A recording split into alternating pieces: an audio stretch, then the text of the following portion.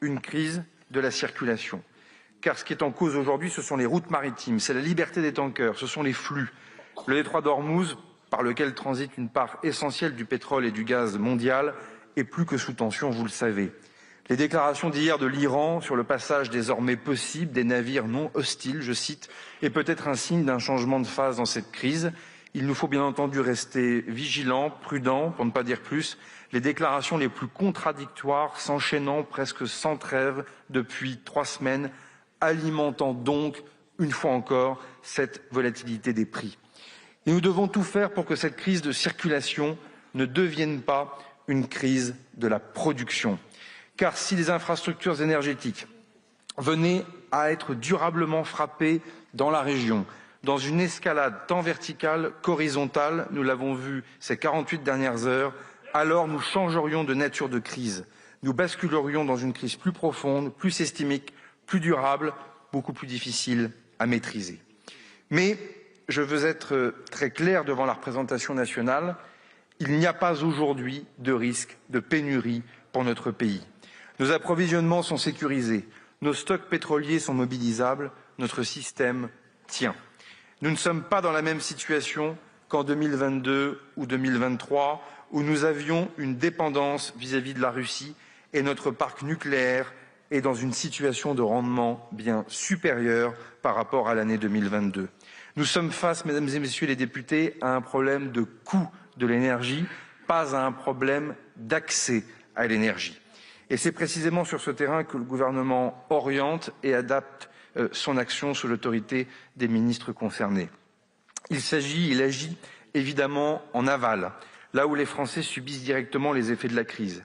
Nous avons engagé un travail étroit avec les distributeurs pour maîtriser les marges et éviter tout effet d'aubaine.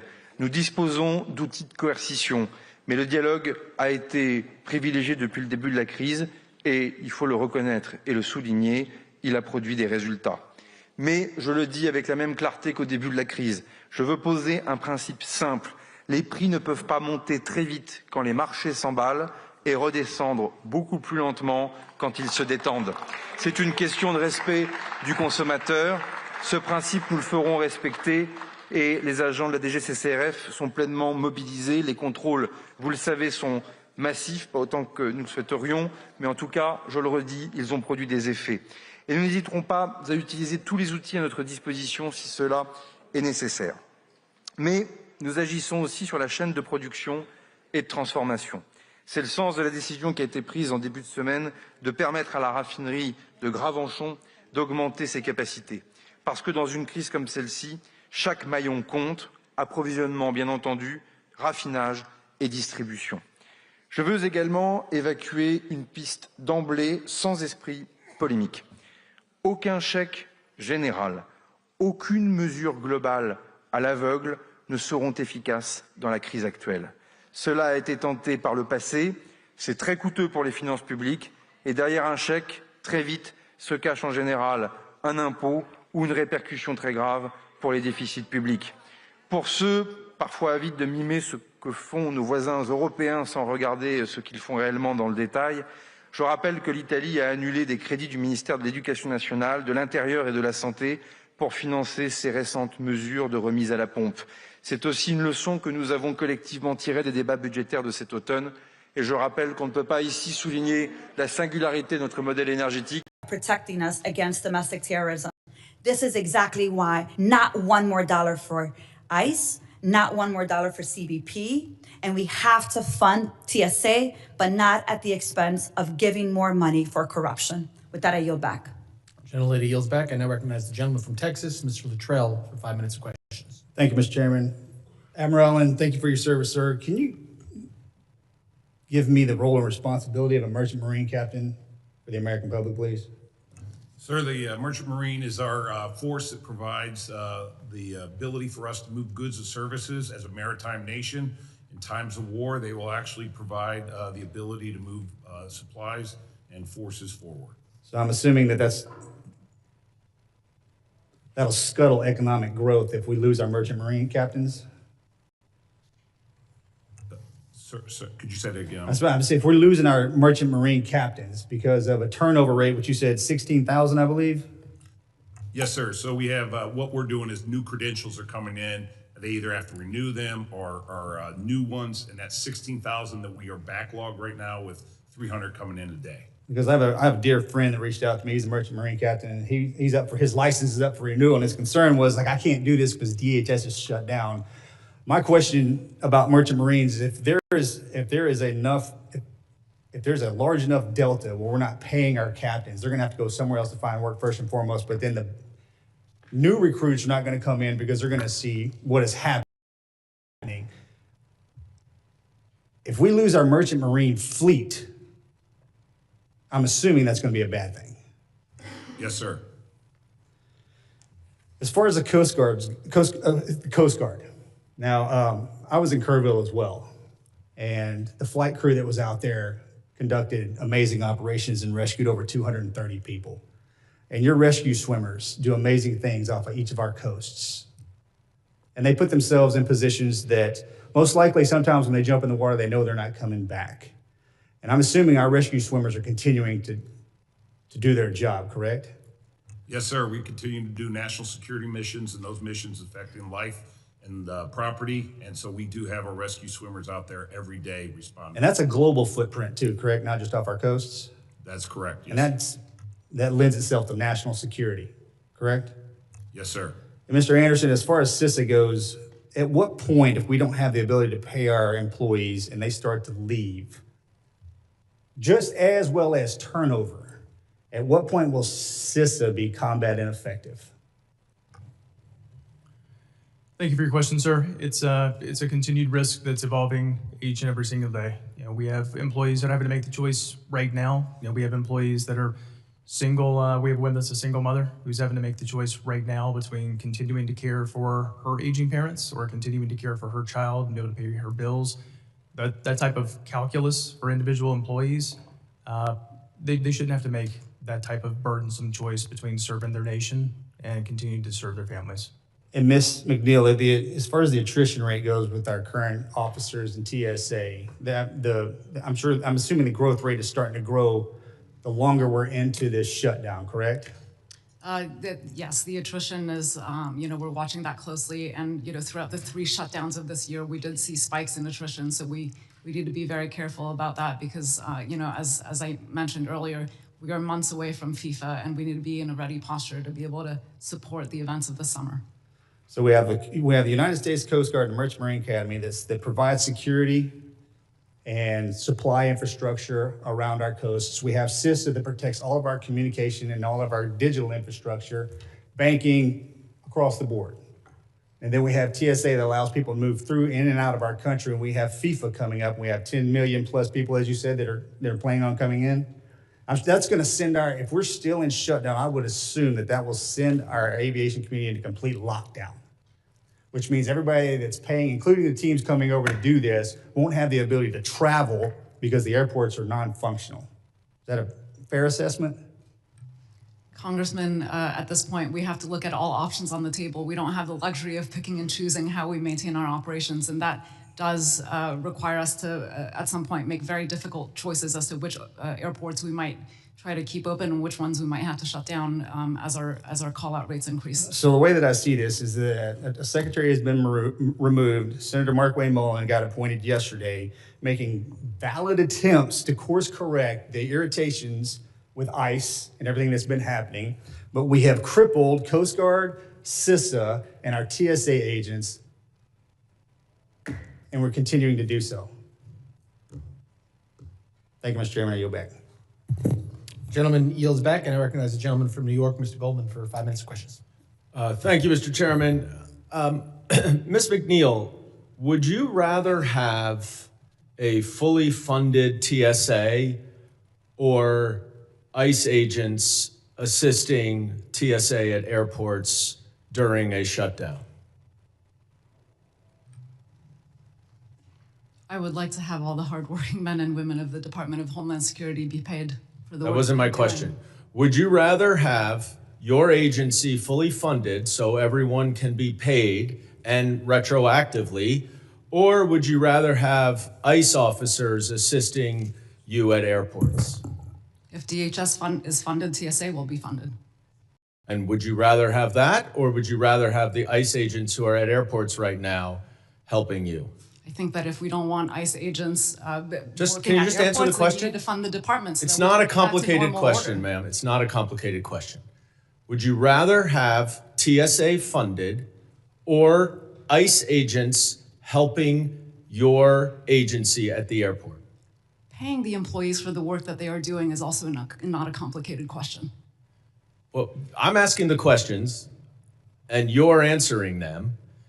And I would like to understand whether you are happy to have ICE agents there or whether you would rather have your own TSA officers there. Under normal order, they would be performing, TSA would be performing our operations, and that is the ideal state. But I am also thankful for ICE for being there to help alleviate the burden that our workforce is feeling because we are in the third shutdown of this fiscal year.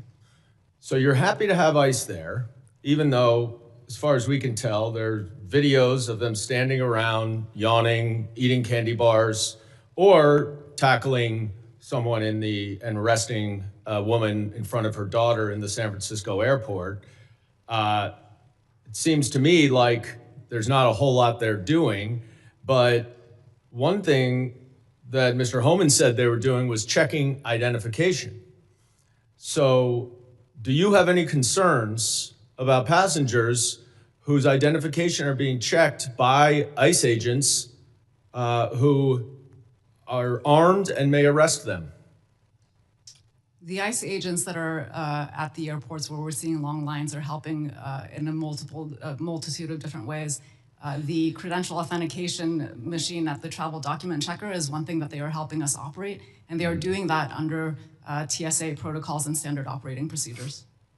So let's talk about this funding, because I hear my colleagues on the other side of the aisle wax poetic and melodramatic about how awful it is that your officers are not funded, are not able to work and get paid.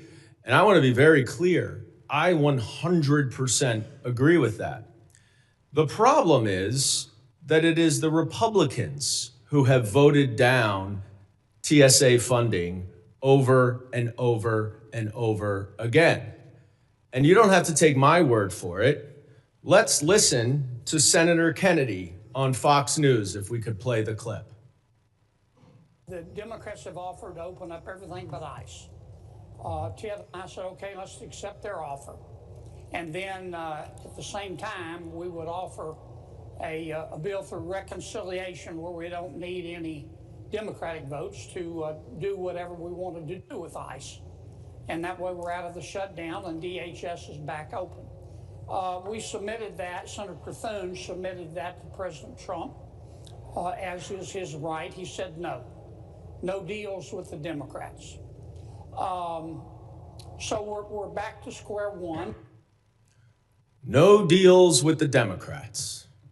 The Democrats offered to open up everything but ICE, but Trump said no deals with the Democrats.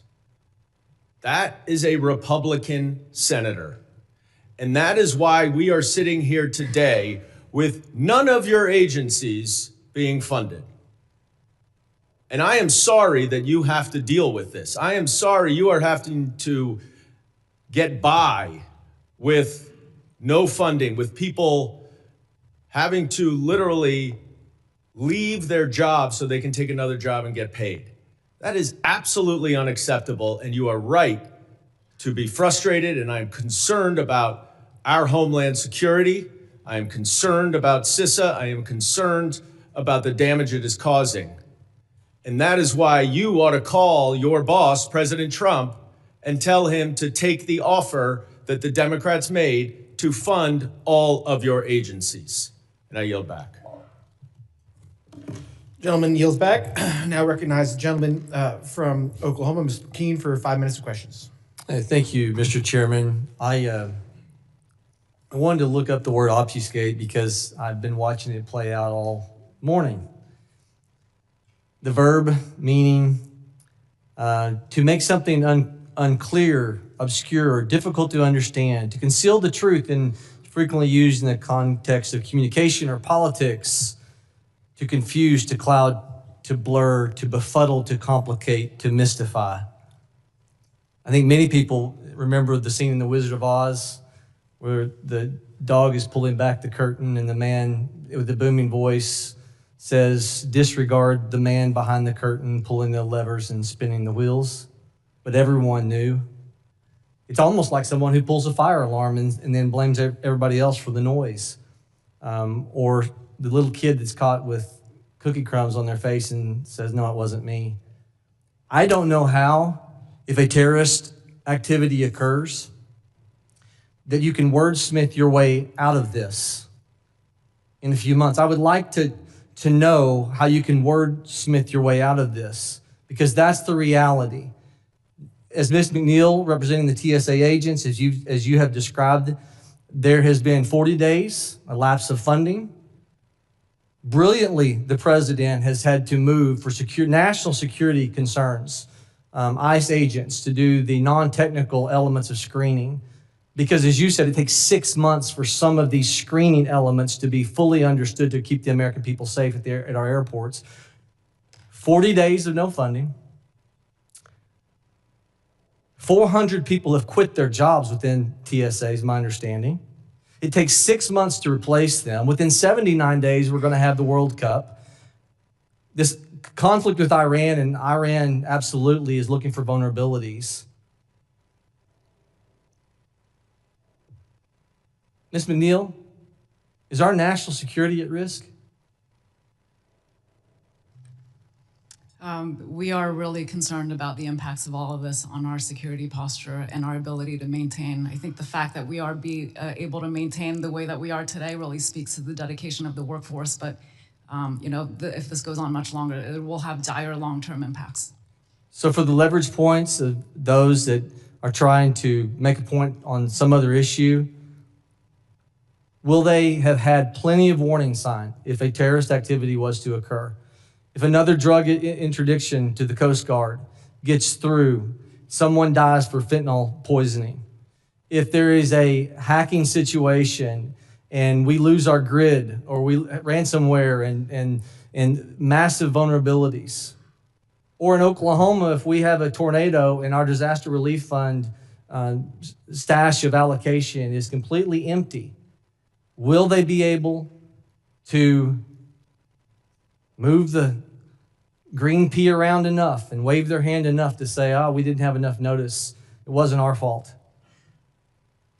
Admiral Allen, how could you justify maintaining a position of keeping your officers underfunded where they are having to go to banks to keep them afloat, keeping their eye off the target to protect the people? Can they say they didn't know? Sir, our people are hired to secure the Constitution and pledge that oath. With that oath, the American people have given them a contract to pay them and make sure that they're going to be able to show up to work for every day. Every day that this goes on, it's harder to do that. We have uncertainty in whether they're going to get paid, and that creates problems with readiness, and that problem with readiness creates problems with execution of dangerous missions. Ms. McNeil, for the TSA agents, given the attrition, given those that are leaving their jobs, you said 40% of people are calling in now saying, I just can't do this in some areas. 40% saying, I cannot do this. I have to go make a living for my family. I have to get a paycheck. And so that void is having to be filled. What happens months down the road because of the 6-month training requirement to get us up to speed? How many months will we be in a very vulnerable situation, even if the shutdown was to end today? As I mentioned in my opening statement, at this rate and at this point in time, we wouldn't be able to train those officers and put them in place in time for the FIFA World Cup. So, we're facing it come this summer. Yeah. I yield, Mr. Chairman. Gentleman yields back. Now recognize gentleman from New York, Mr. Kennedy, 5 minutes of questions. Thank you, Mr. Chairman. A number of our colleagues have mentioned why we're here today. I want to remind my colleagues of 3 of many individuals who have brought us here today to this point. Alex Preddy, Renee Nicole Good, Narul Amin Shah Alam. They are why we are here today. There needs to be accountability at ICE. There needs to be reforms, and we need to create trust in our government agencies once and for all. I want to be crystal clear with our witnesses today that Democrats want to see each of your agencies fully funded. As a matter of fact, aside from the deal that was rejected by President Trump and ultimately Senate Republicans who are doing his bidding, Democrats have put forward a House plan, a petition on the floor that not only have I and hundreds of my colleagues already signed, that forces a vote to fund all of your agencies in full. I've signed that discharge petition. I co-sponsor that bill. And we need to make sure that our TSOs are being paid and all of these agencies are fully funded once and for all. But I want to turn to FEMA issues because this is the first time the committee has seen a FEMA witness this Congress. I understand we were supposed to have the head of FEMA's Office of Response and Recovery, Mr. Greg Phillips, to testify here today. I'm really disappointed that he's not here. I do appreciate you being here, Ms. Barton. I wanted to ask Mr. Phillips, along with my colleagues, about his election conspiracy theories, about his violent statements about former President Biden, or his deeply troubling, bigoted comments about immigrants, all of which, to me, makes him wholly disqualified to hold his position on its own, but all only to be outdone by his claims of being teleported to a Waffle House. It sounds to me that Mr. Phillips is wildly unfit for his role as head of FEMA Response and Recovery, and I look forward to seeing him here before this committee in person. And so, Ms. Barton, while a shutdown in many ways can put FEMA in a bind, FEMA's not been effectively up and running since this president was inaugurated on January 20th of last year. In February, Mr. Phillips testified before the House Appropriations Committee the following, quote, "A lapse in appropriations would result in the furlough of many FEMA employees, limiting the agency's ability to coordinate effectively and affecting disaster relief outcomes." Ms. Barton, your testimony today largely made the same argument that letting go of FEMA staff ties the agency's hands. How many employees does FEMA have at this moment? Hi, Mr. Congressman. We have, if you count the core staff, which is part of our team funded through the Disaster Relief Fund, it's about 10,000 people. And it gets to about 20,000 people is our full accounted for staff. I'd like a specific number. I've heard 17.5 from you earlier today. I've heard one of my colleagues say 22,000. We need a number, especially given the fact that 2,000 personnel have left since last year. How many staff have been fired from FEMA or have left the agency? Yes, Congressman, I can follow up with your team and get you those numbers. And is your agency still moving forward with plans to cut the FEMA workforce in half?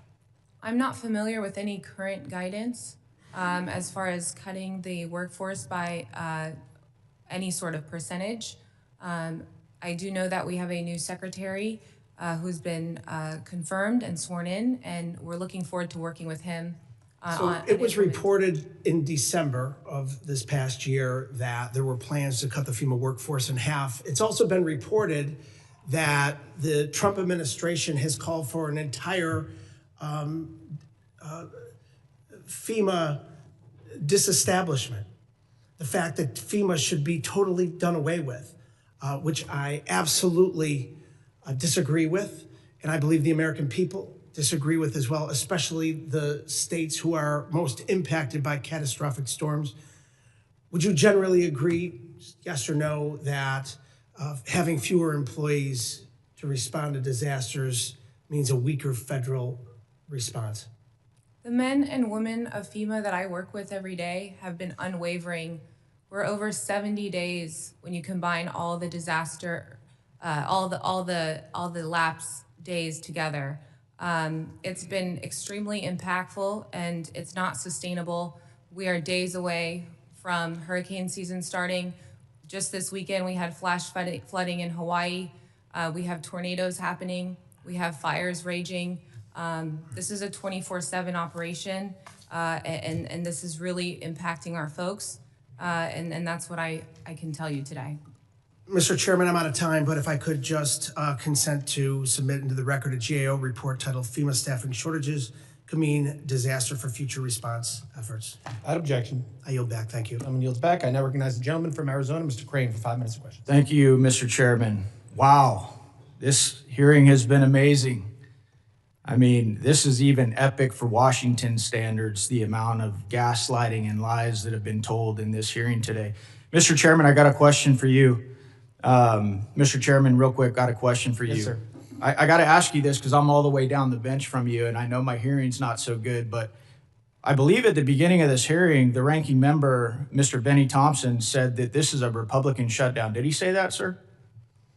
I don't recall Yeah, if he said it, but other he people did. have. He did say that, and it's just interesting to me because on January 22nd of this year, all Republicans on this committee voted to fund the Department of Homeland Security.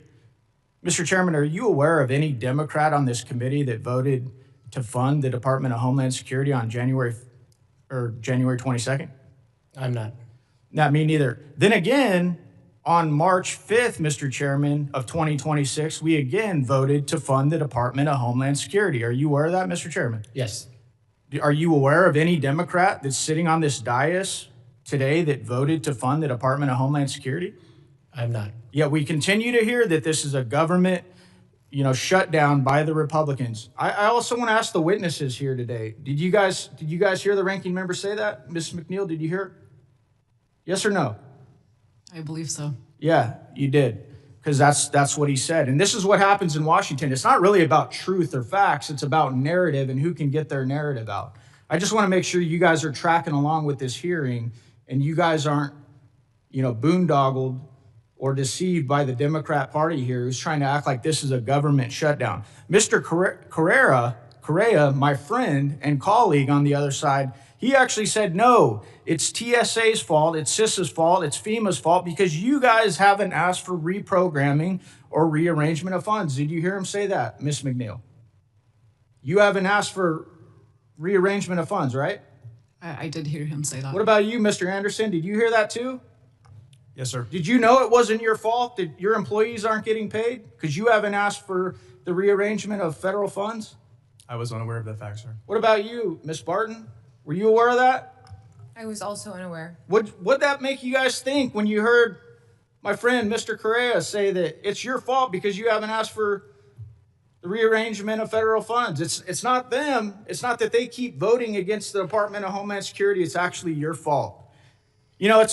Again, I had my staff check into this just to make sure not one single Democrat in this committee voted to fund the Department of Homeland Security.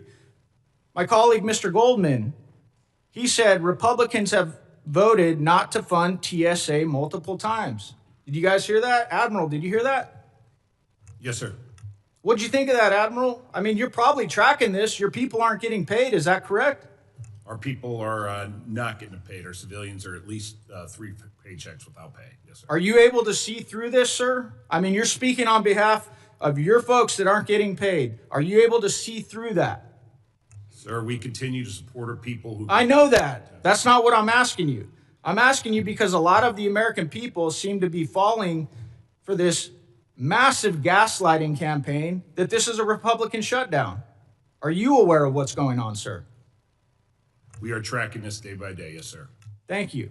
I want to show a video real quick. Federal authorities say Amir Balat and Ibrahim Kayumi were inspired by ISIS when Balak threw homemade bombs into a New York City crowd Saturday. Deadly shooting rampage in Texas. The alleged shooter wearing clothing referencing both Allah and Iran. Investigators say Ayman Mohammed Ghazali rammed his truck loaded with fireworks and chemicals into a West Bloomfield synagogue. The gunman who killed one person and injured two others at Old Dominion University had previously been convicted of providing material support to ISIS. This is what we're dealing with right now. Not a great time to have the Department of Homeland Security, whose job it is to protect American citizens, be shut down. And these are some of the Democrat quotes right here. Senate Minority Leader Chuck Schumer, we shouldn't shut the government down over disputes. He said that in 2018. Senator Mark Kelly in 23, a government shutdown would have serious impacts. Airports could have major delays. We can't let any of that happen. I want to close with this. I want to thank Ms. Barton and Mr. Phillips for coming to my district to try and help a forgotten city, Globe in Miami, dealing with disaster relief. Thank you guys for coming out. They feel all the time like they get forgotten constantly. So thank you for trying to help folks in my district recover from the flooding that we've had. I yield back. Gentleman yields back, and we're going to take a brief 10-minute recess for a restroom break, including one for myself. So thank you. We'll be back in 10 minutes, quicker if everybody moves, all right? Thank you.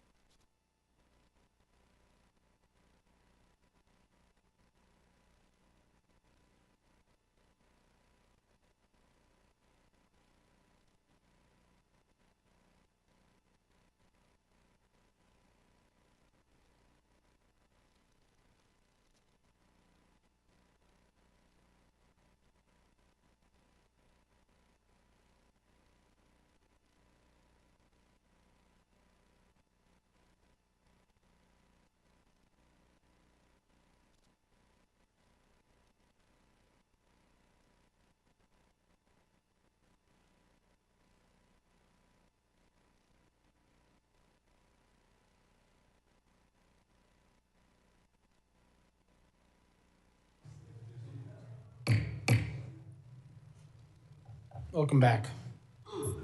I now recognize gentlelady from New Jersey, Ms. MacGyver, for 5 minutes of questions.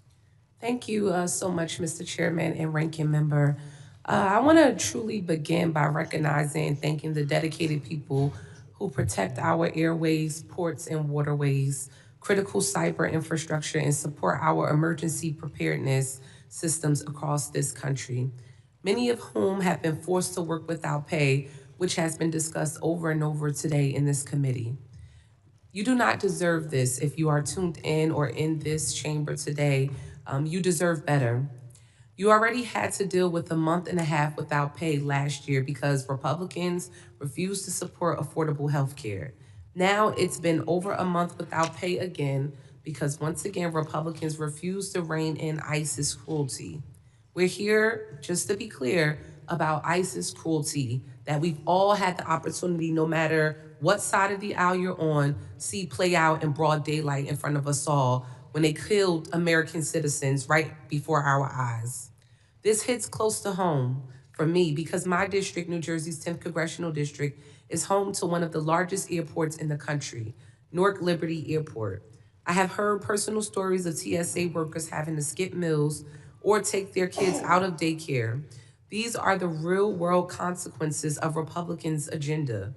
On top of that, ICE is now stationed in Newark Liberty Airport, adding stress, fear, and government waste to an already chaotic situation. And on top of that, chilling and drinking coffee. Acting Administrator McNeil, you mentioned earlier in one of your testimonies that ICE was helping TSA agents operate the CAT machine, which basically, for those who do not know, validates IDs at TSA checkpoints. ICE does not have the specialized skills or training with that technology. Most of them only have 41 days of training that we heard in the last hearing of training to be an ICE agent. So let alone, they surely do not have training on this specialized technology. How are they helping operate this machine, this technology? How is that possible? Congresswoman, we do have training for the operation of the travel document checker, and during the last 43-day shutdown, we also had to train additional employees to operate the TDC, including airport staff and others that volunteered to help us during that extended shutdown. And this time around, we're doing the same thing with the ICE ICE agents. folks who got here to the airport this week, you offered them training on the CAT machine already? We have spent several days doing training on multiple different functions. Several days. Today functions. is Wednesday. So when were they getting serval training? Was it this week or last week? It was this week. Okay, so they started getting training on Monday? Correct. And you talked about like your training and everything that goes into TSA, being a TSA agent that takes 6 months. You're telling me that you were able within 72 hours to train ICE agents how to operate the CAT technology system. The travel document checker function is one of the non-specialized screening functions of TSA. And so where others can come in, we can train them to conduct this function while we focus our TSO workforce on some of the more highly skilled screening procedures, security screening procedures at the checkpoint. Can you run through again what ICE is doing at these airports? Because at my airport, I've spoken to them. I had multiple calls with each of them, and basically ICE is standing in the lobby area, not operating these machines like you said. I don't know if this happened in every other airport because only could speak to Newark Liberty Airport, but they're not doing anything other than being accompanied with the Port Authority police officer and standing in the lobby. So, I mean, what are they doing? Like, what's the list of duties that you are allowing ICE agents basically to do when it comes to TSA screenings? Yeah, so they're helping us on several different functions, including queue management, helping us with exit lane staffing, divesting, giving passengers instructions on how to load up their bins and all of that, and then helping operate the travel document checker as well. And all of these require certain levels of training, and we've done that over the first few days of this week. And obviously, when we roll out operations, it takes a while to really get folks, embedded into our operations, and it's gone extremely well. And our feedback from the passengers and our field leadership has been very positive. Well, I wish I could say the same thing for Newark Liberty Airport. That's not the case there. Folks are really annoyed, just seeing them standing around because once again, I'm telling you critical information, factual information that they're not doing any of that you just ran down at Newark Liberty Airport. So obviously there's some disconnect in what is going on and what is happening. I just want to point out, Chairman, I'm not sure what's wrong with the clock, but it definitely hasn't been 5 minutes. Not unless I'm just crazy. It's been a long hearing, but I'm down to 3 seconds, and that seems like that went really quickly. I will end with one thing. Acting Administrator McNeil, do you believe that, do you support a bill just to fund TSA at this moment in time? I support the funding for the Department of Homeland Security, which includes TSA, but as I mentioned earlier, we don't function in a silo at the Department of Homeland Security. I mean, your responsibility is TSA, though. So are you part of the representing leadership team of TSA the or Department of Homeland Homeland Security? Which one do you represent, Homeland Security or TSA? We are one team, one mission at DHS. Oh, that's unfortunate. And I hope TSA members are seeing this because your main function and responsibility should be of TSA and protecting them and making sure that they get paid. With that, Mr. Chairman, I yield back. Thank you. Gentlelady yields back. I now recognize the gentlelady from South Carolina, Ms. Biggs, for 5 minutes of questions. Thank you, Chairman Garbarino, for holding this hearing on the Democrat shutdown of DHS. And I would like to thank these witnesses for taking time out of their busy schedules to be here with us today. We appreciate the work that you do to keep our nation safe, even when the job is difficult. Over 260,000 Americans are going to work right now without a paycheck. I've been back and forth from South Carolina to Washington numerous times since this shutdown started. I've stood in those airport lines. I've talked to the TSA agents, and they're working very hard. They're polite. They're doing their job. And frankly, I don't know how they're doing it because a lot of them are trying to raise a family, pay a mortgage, and keep up with their bills. We are seeing reports of TSA agents selling their own plasma just to put gas in their cars to drive to work. And it's appalling to me that we're sitting here today arguing about this. TSA workers have gone nearly half this fiscal year without pay. The lines are longer, the morale is gone, and people are quitting because they literally can't afford to stay in their jobs. But most disturbingly, look at what happened at LaGuardia just 3 nights ago. We saw a deadly collision on a runway. 2 pilots lost their lives and dozens were injured. While we wait for the full investigation, we already know our aviation system is under unprecedented stress because of this stalemate. When you stop paying the people who keep our country safe, you are playing with fire. Meanwhile, nobody on this dais is missing a paycheck. Not one person here has missed a mortgage payment or skipped a meal. I voted twice and plan to do it again to reopen DHS. We need to get these people paid and stop putting the cost of your political games on the backs of working Americans. Admiral, in South Carolina's 3rd District, readiness is non-negotiable. My Made in America Defense Act, which was signed into law by President Trump, cut red tape for our upstate manufacturers who produce critical defense supplies. But while we work to move things faster, this DHS shutdown is creating a new bottleneck. Senate Democrats are playing political games and it's stalling our progress. Admiral, specifically, how is this instability degrading your ability to protect these critical defense supply chains right now? Thank you for your question.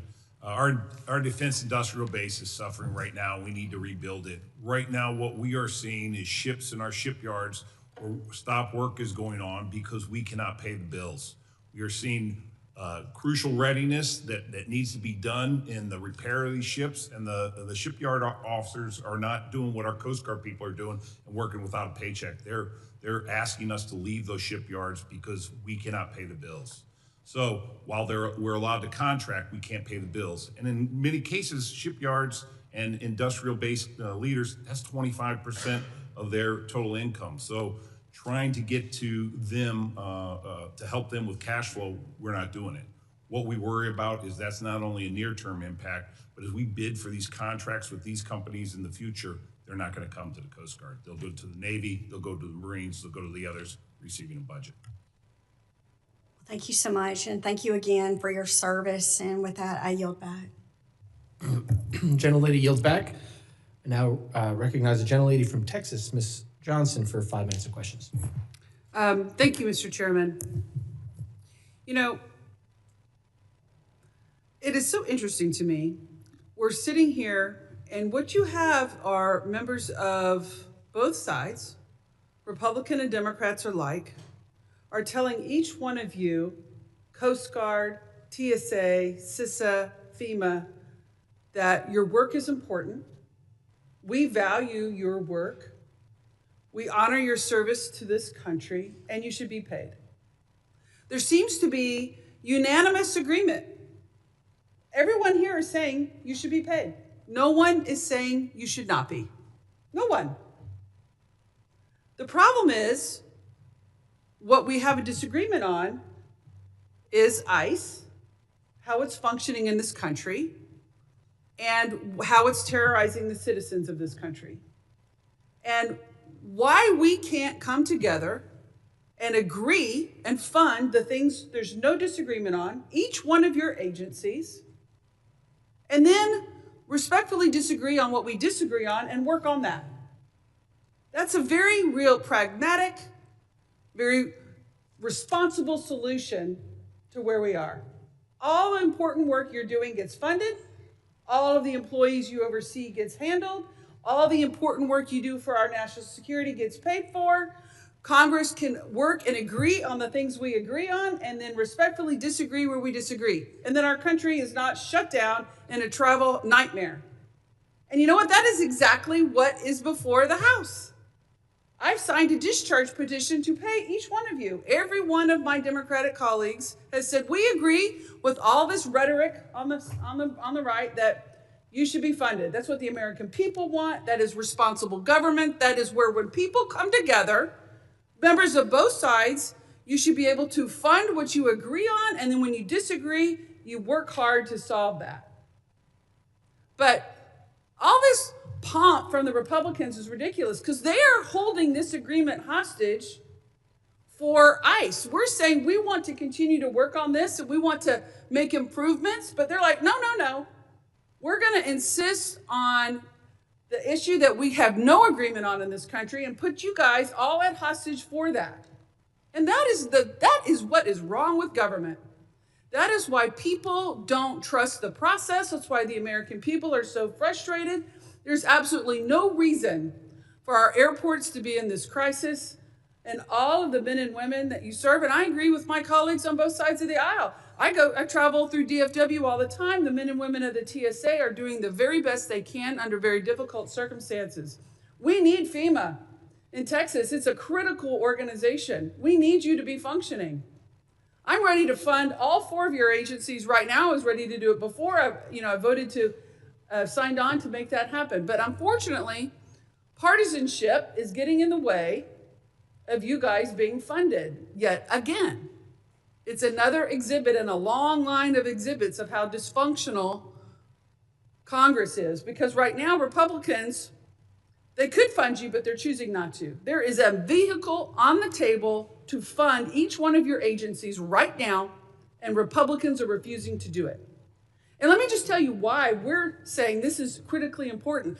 In my district, a constituent that I had was part of the Afghanistan evac program. He worked alongside our military in Afghanistan, was brought to this country by the United States of America. We brought him and his family here.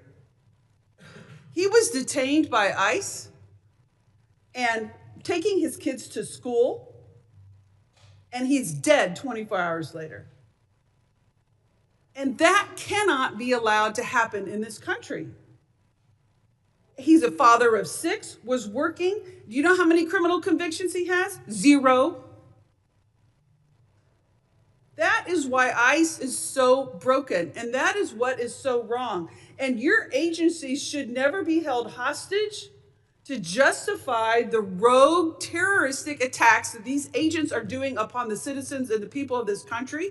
And I am sorry that Republicans are holding you hostage, because we want TSA functional.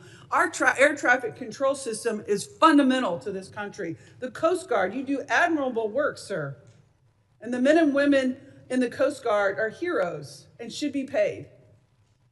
But what is happening and what happened to my constituents should never be allowed to happen in this country, and we're going to hold the line until we can make some serious corrections to what ICE is doing. And I'm out of time, and I yield back. Oh, wait, one thing. Mr. Chairman, I ask unanimous consent to offer into the record an article titled U.S. Flight Attendants Demand Pay for TSA to keep airports secure and not create havoc with ICE. Without objection. For clarification purposes, House Republicans have voted to fund the Department of Homeland Security twice, including the 4 agencies that are here today. So that's for clarification purposes. I now recognize the gentleman from Colorado, Mr. Evans, for 5 minutes of questions. Thank you, Chairman, Ranking Member, and of course to the witnesses for coming. Wow, I can't believe I just heard my ears. I spent 12 years in the U.S. Army, deployed overseas as part of the global war on terror, another 10 years in law enforcement. I literally just heard my colleague across the aisle say ICE is committing terrorist attacks. I don't think you can get a clearer example of where folks stand when my colleagues on the other side of the aisle compare federal law enforcement to terrorists at a time where we have literal terrorists that I deployed to fight committing attacks in the homeland. That's incredibly disappointing to me. It's incredibly disappointing to me because as a police officer for 10 years, I know what the path was that led me to Congress. I watched all of my colleagues on the other side of the aisle push to defund law enforcement. They ran on this message. They opened our borders, and that's what's happening today. Democrats continue to defund the police just by refusing to pass the Department of Homeland Security Appropriations bill. I know it, I saw it as a cop, it's what's playing out today, and they've done it not once, but twice. This isn't conjecture, go look up the votes. H.R. 7147, this is the Department of Homeland Security Appropriations bill. Look up the votes on H.R. 7147. Look up the votes on H.R. 7747. This is the second Department of Homeland Security Appropriations bill. Go look at the votes, follow the actual facts. And then, Mr. Chairman, not just me saying this and referring to the votes, this is The Hill. I'll read you the headline. DHS shutdown stretches to 35 days as Democrats block funding bill. A motion to advance the bill failed 47-37, falling short of the 60 votes it needed to overcome a Democrat filibuster. Centrist Senator John Fetterman was the only Democrat to vote yes. Mr. Chairman, with your consent, I move to admit this to the record. Objection. Thank you. We know what's happening right now. We have the Department of Homeland Security shut down because Democrats have never moved on from defunding the police. They've never moved on from their open borders policies. The votes back it up. The Hill backs it up. And while this is happening, critical agencies like CISA, the Cybersecurity and Infrastructure Security Agency, is being shut down. CISA has blocked billions of cyber threats to our civilian networks and critical infrastructure in 2025. The Coast Guard, key to combating drug trafficking in the Western Hemisphere, and I'll remind my colleagues, drugs under the previous administration killed 400,000 Americans. That's shut down. Wildfire risk in Colorado is at an all-time high due to drought and an unusually dry winter. The Federal Law Enforcement Training Center, which ensures that law enforcement is trained, is shut down, which is ironic because I keep hearing from Democrats that they want ICE agents to be trained better, but they're shutting down the very entity that helps with federal law enforcement training. TSA callouts are at a record high across U.S. airports, and as of today, 460 officers have left TSA. Travelers are seeing long lines, and you can see behind me that we literally have Denver International Airport, which is the airport I fly in and out of, asking for gift cards and donations to their TSA agents so that they can maybe make ends meet and keep coming to work. And so my first question to Administrator McNeil, how many people, especially parents, would accept a job with the promise of intermittent gift cards instead of a secure paycheck? And how have these shutdowns impacted your agency's ability to recruit and retain officers? I think you're absolutely right, Congressman. We have heard a report back of folks that have been interested in joining the TSA and had plans to. But you know, with the situation this year and us being in our third shutdown, it's really hard for them to go home and tell their family, this isn't the job that I'm going to take. It's a job that pays me half the time. for my work. And so I think that is really a challenge for us. And then for the officers that are there, they're continuing to show up under duress, honestly, right? Financial duress, and they're continuing their commitment to the traveling public, and we could not be prouder of them. Our thanks to those TSA officers. In my remaining 45 seconds to FEMA, I spent 12 years in the U.S. Army, Black Hawk helicopter pilot. I've flown on wildfires, fought wildfires. We're facing historic drought in the West. Tell me how FEMA not having the funding impacts their ability to do the pre-planning for some of these major disasters, including wildfires. Yes, Congressman. Like I mentioned earlier, we have about 45,000 people a week. Those are emergency responders, leads for states on response efforts that are missing out on critical training. Wildfires are ongoing, as you know, right now, and those impacts of them not getting that training may not be measured, but it is being missed out. I hear every day from external partners how much it's impacting them.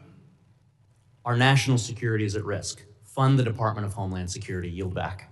Gentleman, yield back. I now recognize the gentleman from Puerto Rico, Mr. Hernandez, for 5 minutes questions. Thank you, Mr. Chairman. There are over 700 TSA employees in Puerto Rico right now who are about to miss their third paycheck. And there is a proposal to fund TSA and pay these employees. The Republicans are holding back on it. I think this is a disgrace. Ms. McNeil, President Trump has ordered ICE agents to airports to supplement security during this shutdown, correct? That's correct. And those ICE agents are getting paid, correct? That's my understanding, yes. And those TSA agents they're supposed to support are not getting paid, correct? That's correct. So we have a policy in place where we don't pay the people who are qualified to do the job. As a result, they're missing out, they're not going to work, they're quitting, and we're sending people who are getting paid to do a different job. How is that fair? I don't think that's policy. That's a matter of not having funding. It's a matter of not having funding, and there is a proposal to fund it and to solve this problem. But we have a system where we have a group that is paid to watch the lines and then highly trained TSA professionals working for free. Now, you'd agree that a TSA officer is better qualified to handle aviation security than an ICE agent, right? That's what TSA officers are trained to do. Right, so we are penalizing the most qualified people. What is TSA doing right now to keep those families who are not getting paid from being evicted? I'm here today to ask for funding for the Department of They're Homeland not doing Security. anything, and they're not expressing, and you as an agency head are not expressing support for proposals to fund TSA and delay funding for ICE, who are getting paid. What are they That doing is your to? responsibility to fund the U.S. government. And there is a proposal in place for that, and Republicans keep rejecting it. What are they doing to help feed those employees and their families? We're doing Nothing. food pantry. Now, is it true that DHS donations. has told state governors that they can't support federal employees with state funds? That is not true. There are laws in how we can use donated funds, and where they have offered, we've been Has able to deploy TSA that to told support our- governors that they cannot pay TSA employees their salaries? That is correct. That is a matter of law. Is that a matter of law or a matter of policy? It's a matter of law, from my understanding. Do you support changing that law in the future? Well, that would be the role of Congress to change laws. But would you support it? Would you support paying TSA employees in spite of government shutdowns in the future? I think that we need to look really hard after we come out of the shutdown to ensure that the continuity of our operations. We have proposals for that, and they have not been voted on. I want to move over to FEMA. Ms. Barden, how many FEMA staff are currently reporting to their workplace but not performing work? I'm not familiar with your question. We've seen reports that many FEMA employees are being asked to report to work but not to do any actual work. Is that correct? Everyone who's reporting to work in my staff is completing the functions that they're allowed to do under the LAPS guidance. Well, we are concerned to learn that FEMA leadership issued an agency-wide directive last month ordering all activities to cease, including work by staff funded through Disaster Relief Fund, who are still being paid during the shutdown. And these are the very employees responsible for overseeing long-term recovery efforts, like the projects underway in Puerto Rico. These projects operate on strict performance timelines. Every single day counts, and delays are not an option.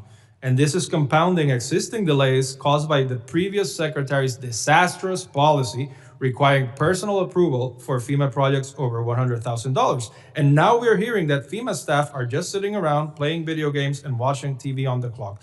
That is a complete waste of taxpayers' money. Now, how is this top work order impacting long-term recovery for places like Puerto Rico? I'm not familiar with the exact stop work order. It may be the previous DHS guidance that went out. So I will look into that and get back to you. I understand we do have new leadership. Okay, thank you. No, but you can get back to us on that. And now, because I'm almost out of time, the director of FEMA's recovery office in Puerto Rico was fired last month on the same day as a meeting between then Secretary Noem and our governor. DHS has not provided us or the public with a reason for this termination, and we find it suspicious that FEMA's recovery director for Puerto Rico was fired mere hours after their meeting. Did you have a role in Mr. Garcia Martino's termination? In my capacity, I'm at FEMA. I'm not privy to how that meeting was, and I was not part of that meeting. But did you have a role in his termination? No, I did not. Do you know why he was terminated? I'm not familiar with the exact details, but We think transparency is important, and we find the timing of this suspicious and disruptive to Puerto Rico's long-term recovery efforts. Thank you. I yield back. Thank you. Gentleman yields back. And I appreciate my colleague's comments, but for clarification purposes, House Republicans have voted twice to fund the Department of Homeland Security, including the 4 agencies that are here today. I now recognize the gentleman from Alabama, Mr. Strong, for 5 minutes of questions. Thank you, Chairman Garbarino, Ranking Member Thompson, and I thank the witnesses for being here today. We are less than 100 days away from hosting the world's largest sporting event featuring 104 matches across 16 cities, equivalent to 3 Super Bowls a day for 5 weeks. And Democrats continue to put politics over security of our nation. All members will be given another chance to fully fund the Department of Homeland Security this week. I look forward to voting for a 3rd time along with my Republican colleagues to fully fund the department and each of your agencies. I'm especially grateful to the TSA workforce at Huntsville International Airport, where operations are continuing, albeit at a little slower pace, despite the challenges and physical strain caused by the shutdown. However, not every small airport has the same level of community support. Ms. McNeil, as TSO call-out rates continue to rise, are smaller airports at risk to reduce operations or temporary closure, and what would be the impact on the communities that rely on them? Thank you, Congressman. As the shutdown drags on and we see increases in call-out rates, we'll have to make real-time decisions on how we operate. And so, for example, we have many small airports that operate 1 or 2 lanes, and a few call-outs could really severely impact our ability to run the operations. And so in those scenarios, we would not be able to open the checkpoint at the airport. Thank you, Ms. McNeil. Could you also tell us how the current lapse in appropriations affects TSA contracts, equipment development, and pilot programs, and what the operational consequences of those disruptions are? Thank you, Congressman. So yes, during a shutdown, there are delays to our acquisition and procurement and deployment of new technology. And then also on the research and development side, that largely stops as well. And so it does really hinder our ability to modernize TSA and deploy additional technology out there and get the tools out there in the hands of our officers, the tools that they need and deserve to do their jobs every day. Thank you. Turning to Ms. Barton, with over 40 years of experience as a first responder, assistant fire chief, I take public safety and emergency response efforts very seriously, especially those undertaken by our firefighters.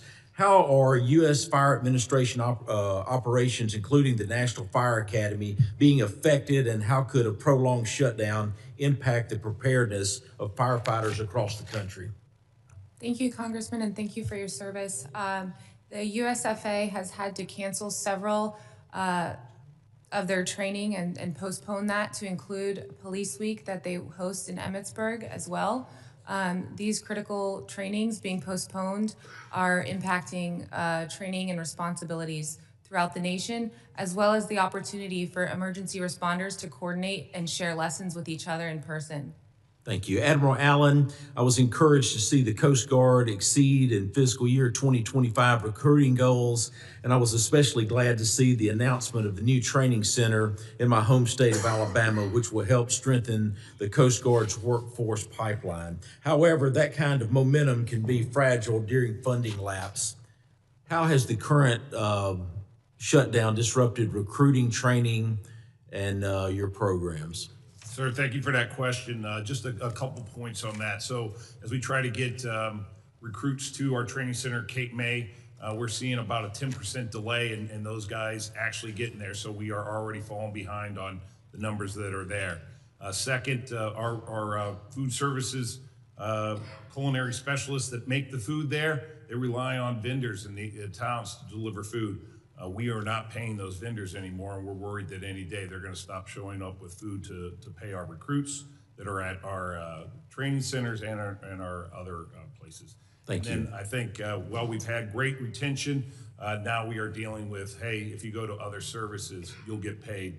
DHS, it continues to be a question. Thank you. Ms. Barton, FEMA's Center for Domestic Preparedness is in my home state of Alabama. Are the students that are typically trained at the center,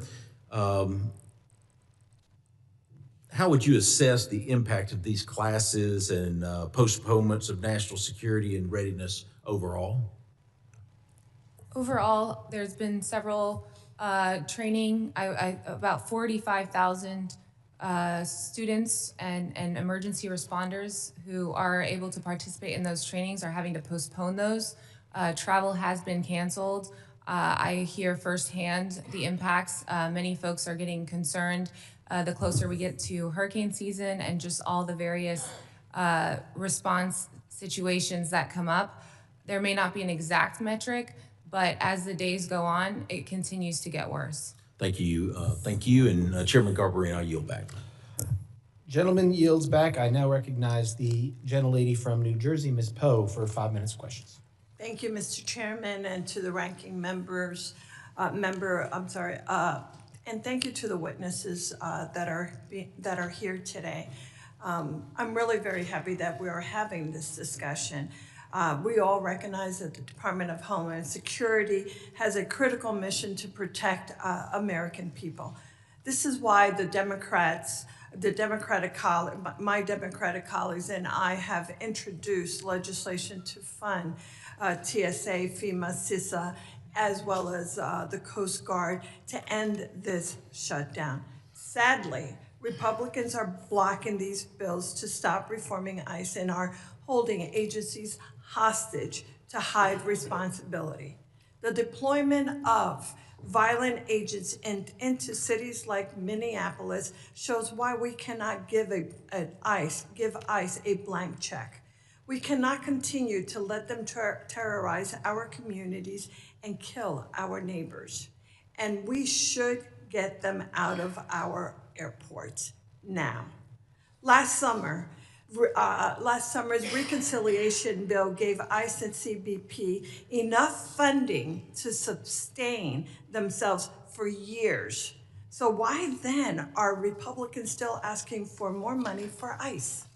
If my GOP colleagues cared about keeping our country safe, they would sign our discharge petition and force a floor vote on our bill to fund TSA and other DHS offices like FEMA and the Coast Guard immediately.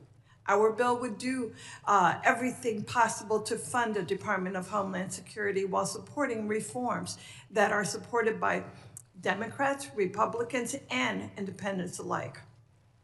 The problems we've seen over the last several years, the last several weeks, let's be clear, the last several weeks are not all due to the shutdown. Yet DHS has launched a misinformation campaign to mask their own failures by blaming it on the shutdown. Let me give you an example. The FIFA World Cup Security Grant Program. Last summer, Congress approved $625 million for host cities to enhance security and preparedness for the games. FEMA, an agency the president has gutted, was tasked with administering this grant program. Initial estimates place the delivery of these federal dollars in the hands of host cities by late fall. On November 12th of last year, FEMA's own announcement stated that this money would be awarded no later than January 30th, 2 weeks before the DHS shutdown began. But let me just be clear. If you go to the FEMA website, their very own website, which was published and released last year in August 13th, in 2025, it indicated that it would be awarding many of these projects by no later than September 30th of 2025. That was last year. We are still today talking about this. So, but what FEMA has done, it has absolutely blew past all of those deadlines, leaving host cities in the dark on if this security funding would ever be delivered. Clearly, it was only just delivered for some of them, not all, just this past month. After so long, after so many of us talked about that. Our committee heard testimony from tournament organizers about the chaos and the uncertainty FEMA's delays caused. The growing backlash forced former Secretary Noem to imply that she couldn't award this money because of the shutdown. But last week, all of a sudden, the money was made available anyway. Well, which is it? Is it the shutdown? Is it last year's announcement? What is it? Clearly had absolutely nothing to do with the shutdown. Ms. Barton, thank you very much for being here. You worked in the office of the Secretary. Why blame the shutdown for DHS' own failure to deliver the World Cup grant funding on time? Congresswoman, I also share your concerns on delays. However, we will say that this is the third shutdown we've experienced. And Absolutely, no. During I'm sorry, shutdowns, Ms. we Barton. prioritize the My most question urgent to life. you was, why would you blame the deadline, the failure to submit those grants on time on the shutdown, when in fact that occurred prior to the shutdown? Please just answer the question. Unless you are unable to answer it because of your own department's very own doing. So please just answer the question. Why blame the shutdown on something that you all had the ability to do prior to the shutdown? When turning on a machine after being off for over a month, these impacts are going to go beyond. Even though we get funded, the impacts will happen. Ms. Barton, did I not say that we had the, I'm sorry, Mr. Chairman, sorry. Thank you for your levity. Ms. Barton, I clearly am out of time. Mr. Chairman, thank you for giving me that, the ability to speak beyond that. Let me just say that that's a question that still lies in front of us. We certainly need to do something about it. I yield back. Gentlelady yields back. I now recognize the gentleman from California, Mr. Fong, for 5 minutes of questions. Thank you, Mr. Chairman. Thank you for the panelists for not only your testimony, but your service to our country and your teams as well. America's homeland security is not a political game. Every agency tasked with our homeland security needs to be fully operational at full strength, period. Last month, the U.S. House of Representatives passed a bipartisan funding package for the Department of Homeland Security. Regrettably, Senate Democrats chose to abandon this bipartisan and bicameral deal, which brings us here today. Our nation, unfortunately, is less safe, and Homeland Security personnel are continuing to work without pay. In my home state of California, we are preparing for the World Cup. We're preparing for the Olympics. However, attendee safety and the success of these games hinge on the Department of Homeland Security's ability to work with state and local law enforcement agencies, even through government shutdowns. I wanted to ask each of the panelists, I know each of you have a different role to play in the planning, but have there been any key planning milestones that have been missed due to the shutdown when it comes to the planning for these international events? And if DHS were fully funded today, how long would it take to get back on track? And we can start from that role and go on down. Yes, sir. As we do planning for these big events, we have missed milestones, and our estimate is every day that there's a shutdown, it takes us 2.5 days to recover. Ms. McNeil. Congressman, I guess that the impact is felt really on multiple fronts, but first it's about staffing the airports that are supporting the FIFA locations, and we have plans in place, but that is based on what we understand are laid out to be. If we see a spike in attrition, we're going to have to pivot. And as I mentioned earlier, hiring and training takes a while, and so that will impact our posture for FIFA. On the other part of this is the counter UAS mission. Our federal air marshals are acquiring technology, and with the delay in funding and the shutdown, that is pushing that to the right, and we're running right up to the wire in our ability to procure, deploy, and train with these counter UAS technologies. Thank you, Congressman. There are impacts across all segments of CISA's mission at this time. It is a burden borne nearly exclusively by our employees and the contractors that are supporting them.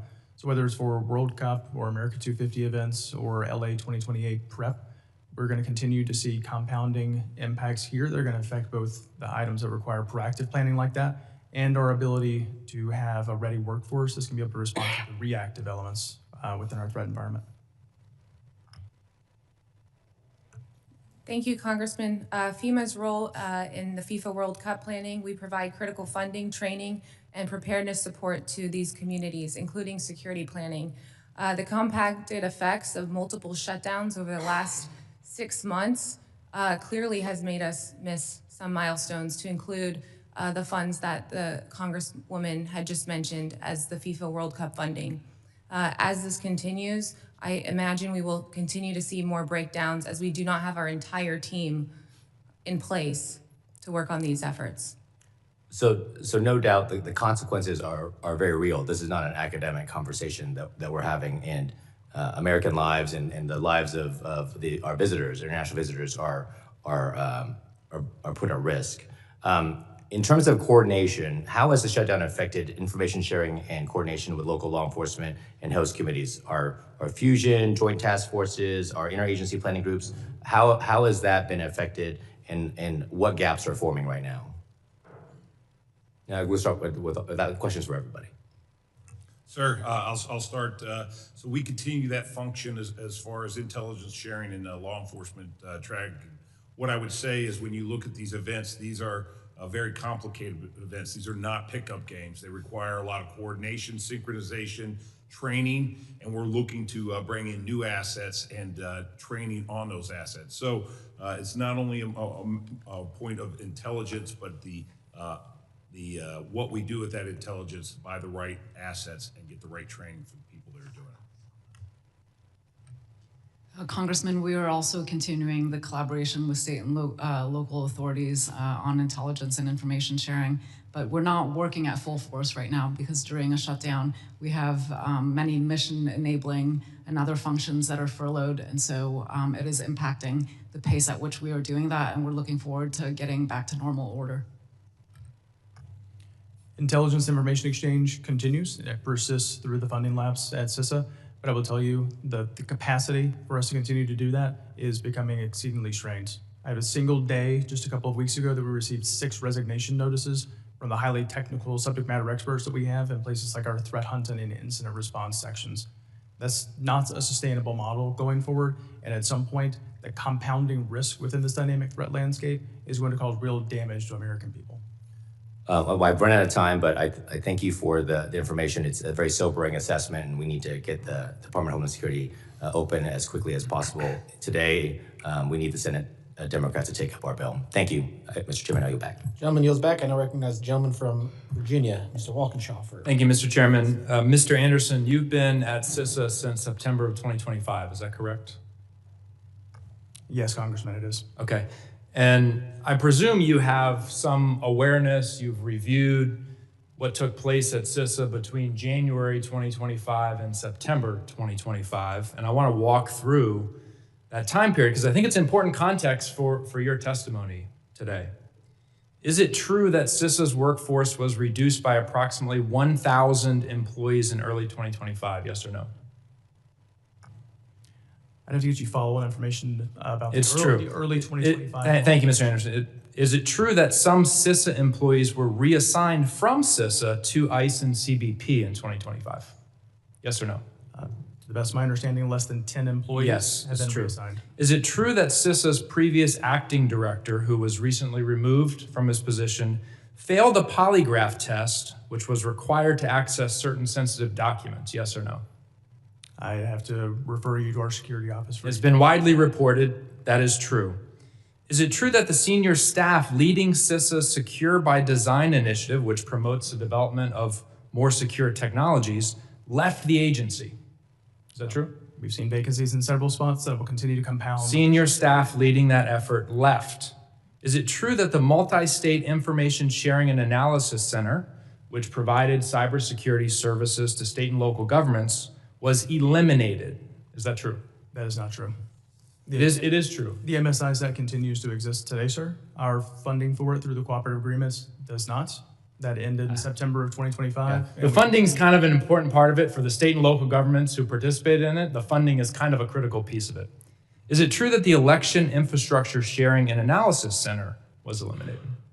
No, sir. Again, it was not eliminated. We continue to. Was the funding for it eliminated? I would have Yes. to back you with. Is it true that the Cyber Safety Review Board was disbanded?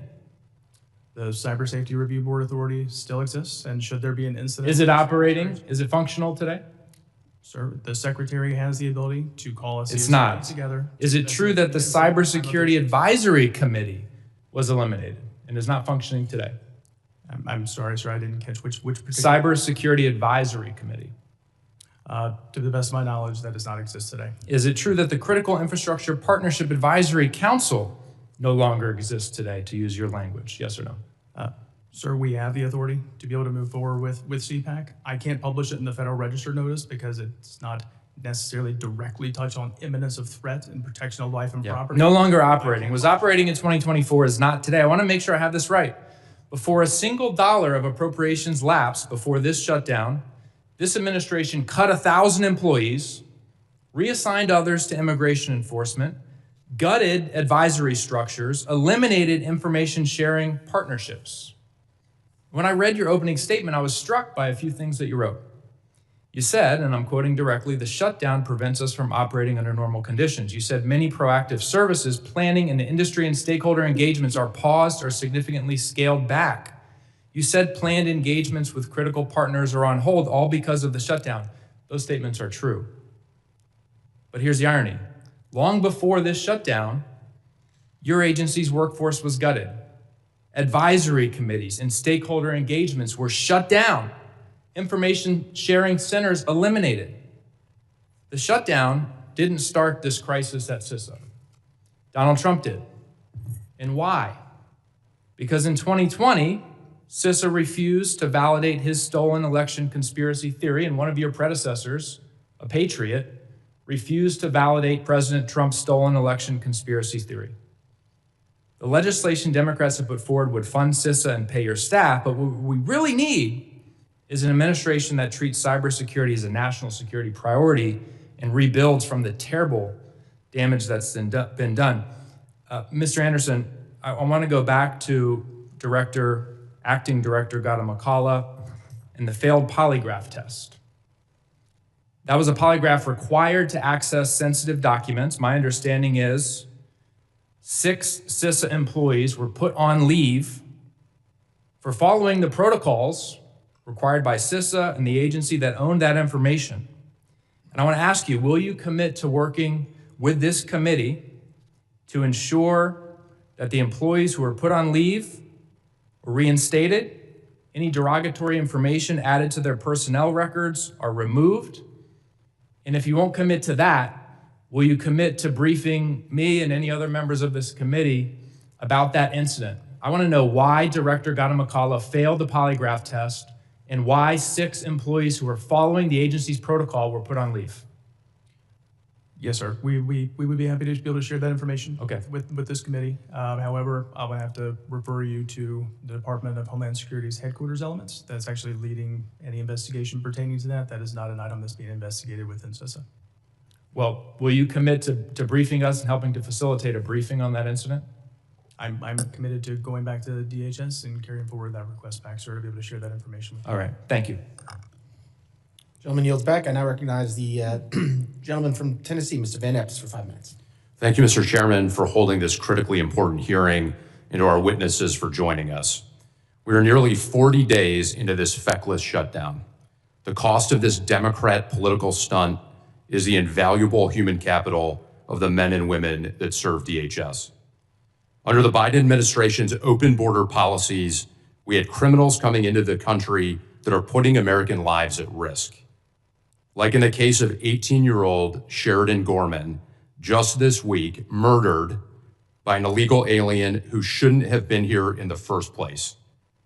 Her sister is a student at Vanderbilt University in my district.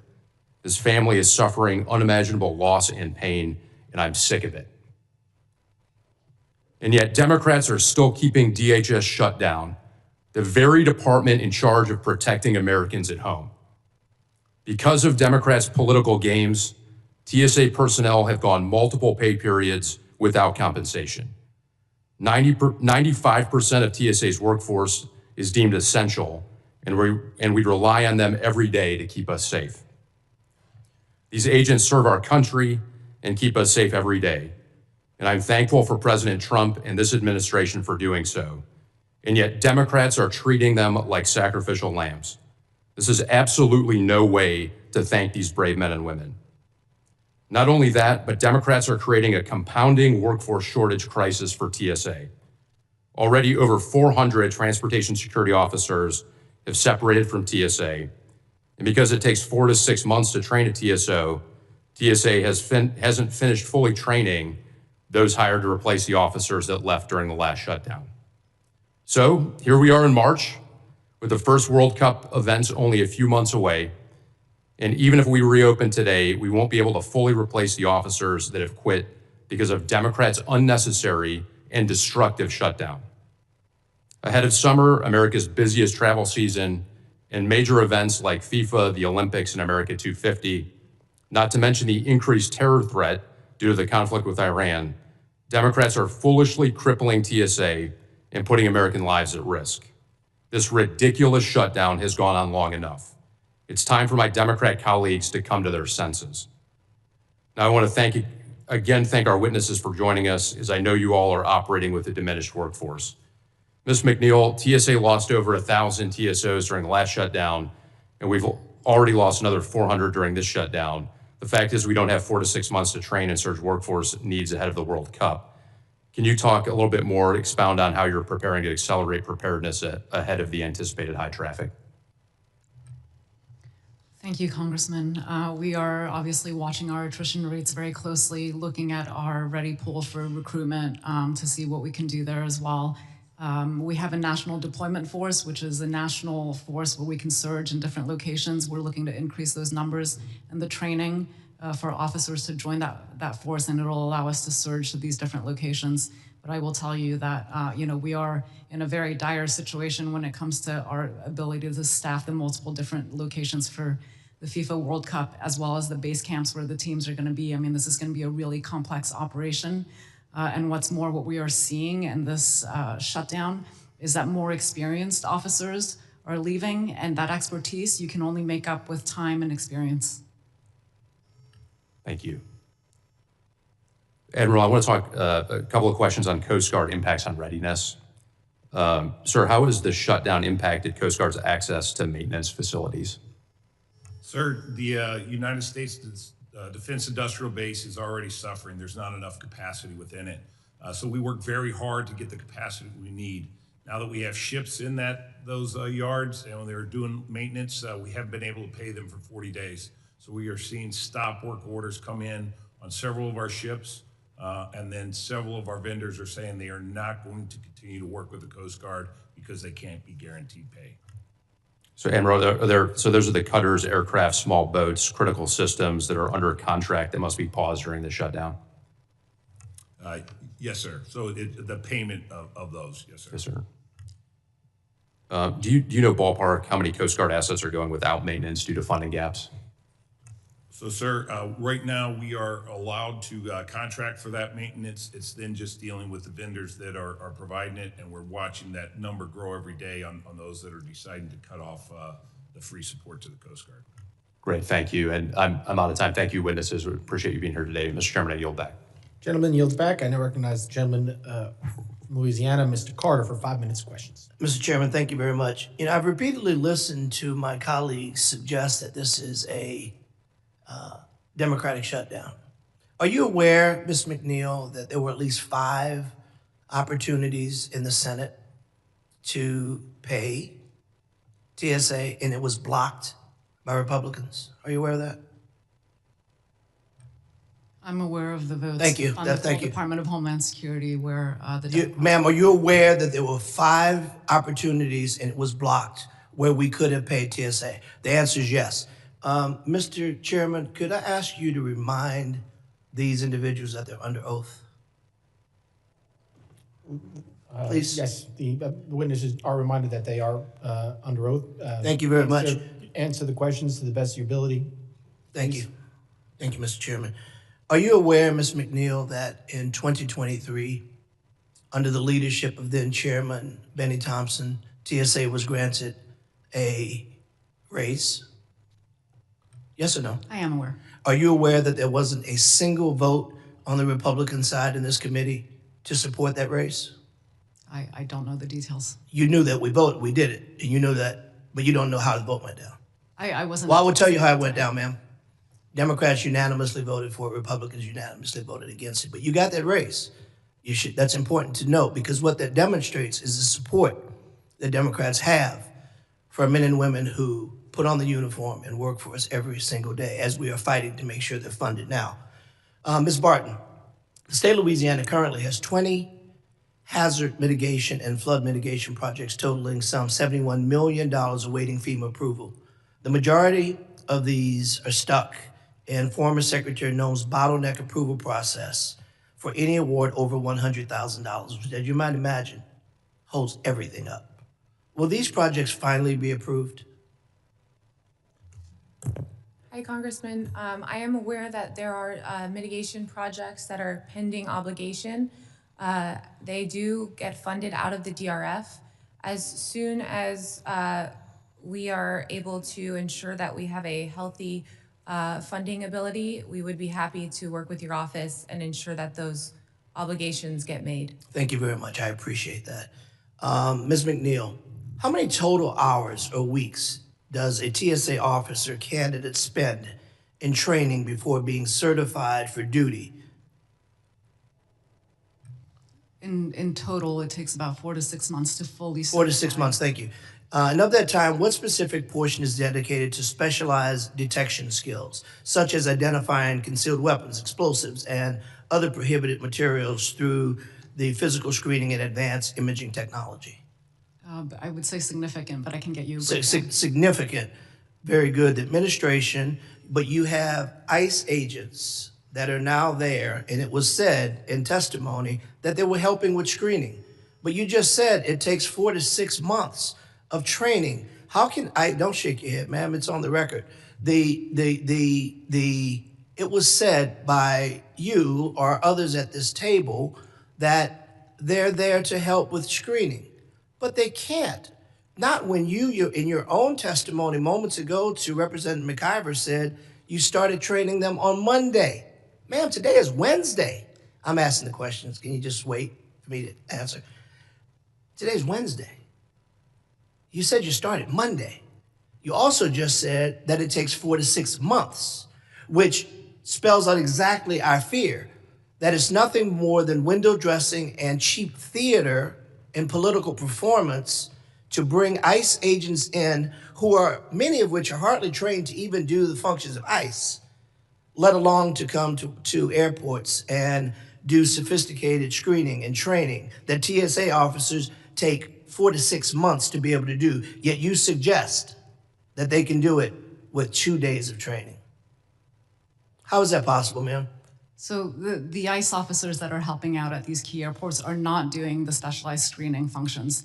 They are doing the functions that don't take as much training. And which ones are those? So those, as I mentioned earlier, helping man the queue, helping with divestment. Help man the queue, direct the flow.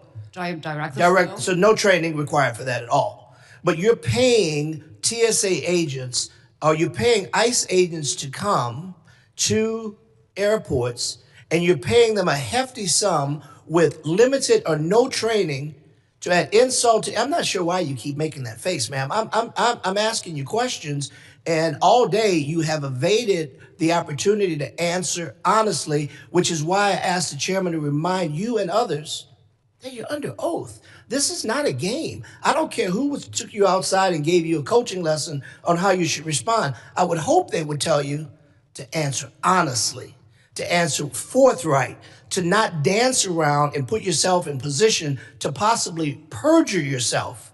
This is a very serious hearing about dedicated workers deserving to be paid, and there were multiple opportunities to do that, even multiple opportunities to ask you specifically, would you support a standalone bill to make sure your people were going to be paid? And you said no. Why would you not want to? Mr. Chairman, my time is expired, but I will follow up. And I recognize the gentleman from Texas, Mr. Green, for 5 minutes of questions. Thank you, Mr. Chairman. Thank the ranking member and associate myself with his commentary. Friends, members of the panel, I have a question for you. And I would like for you to extend your hand into the air if you believe this is the case. If you believe that the Safeguard America Voter Eligibility Act, the SAVE Act, caused the shutdown, please raise your hand.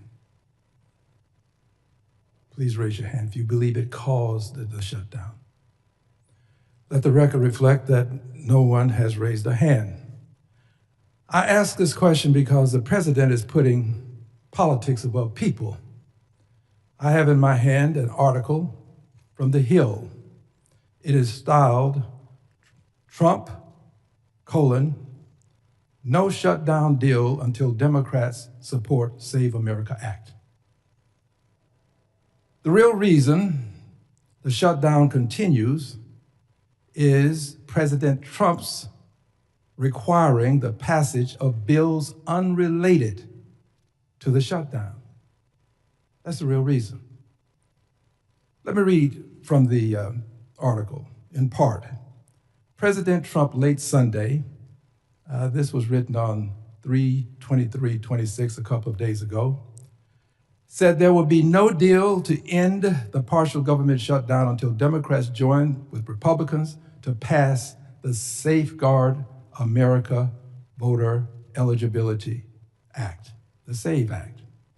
Now, this article reads in part, Senator Majority Leader John Thune has reportedly said, repeatedly, there aren't enough votes to get the bill over the finish line anytime soon. Trump has written that Republicans should support this bill and that they should somehow require Democrats to do so. But here's a quote from the president, and he's talking about Republicans and Democrats who don't support this bill. They will never be elected again. In other words, lump everything together as one and vote with 3 exclamation points, kill the filibuster. Now there is the real reason. The president desires to kill the filibuster. The requirement that you have 60 votes to get to cloture before you can pass a bill with 51. He wants to kill the filibuster. And if he can accomplish this, then he'll do some other dastardly things. But killing the filibuster is his goal, and as a result of this being his goal, he is pushing the Republicans to use 51 votes as opposed to continuing to use the the rule that requires 60. The president doesn't care about the TSA workers. This is not about helping them. It's about getting his way. And he has complete control of the Republican Party. He really does.